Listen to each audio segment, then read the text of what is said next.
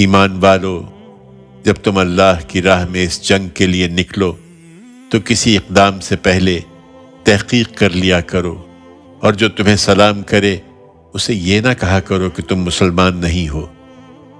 تم دنیاوی زندگی کا ساز و سامان چاہتے ہو تو اللہ کے پاس تمہارے لیے بہت کچھ سامان غنیمت ہے۔ اس سے پہلے تم بھی اسی حالت میں تھے، پھر اللہ نے تم پر احسان کیا، سو تحقیق کر لیا کرو، اس لیے کہ اللہ خوب جانتا ہے جو کچھ تم کرتے ہو۔